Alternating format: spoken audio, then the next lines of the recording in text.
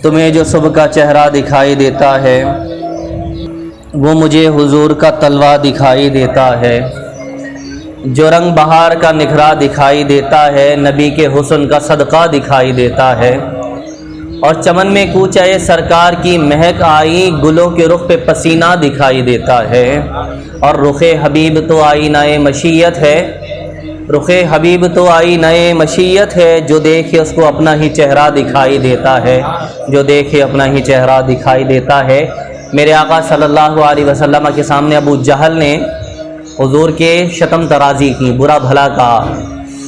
حضور کے چہرے انور کو برا کہا، حضور کے وضاقتہ کو برا کہا۔ جیسے ابو جہل چلا گیا، ابو بکر صدیق بیٹھے تھے، ان سے گوارا نہیں ہوا، محبت فریفت محبت میں چپ نہ رہ سکے،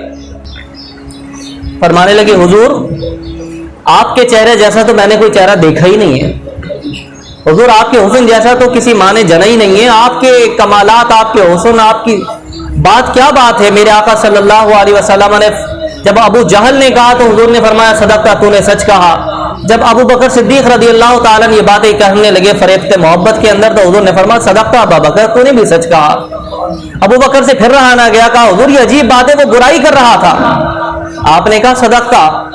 میں نے آپ کے حسن و جمال اور کمال کی بات کی ہے تو بھی آپ نے کہا صدقہ۔ میرے آقا نے فرمایا میں تو آئینہ ہوں، جو دیکھے اس کو اپنا ہی چہرہ دکھائی دیتا ہے۔ ابو جہل نے جو کہا اس نے بھی سچ کہا، اس نے اپنا عکس دیکھا ہے، اور ابو بکر جو تو نے دیکھا تو نے بھی سچ کہا، تو نے اپنے حسن و کمال کو میرے اندر دیکھا ہے۔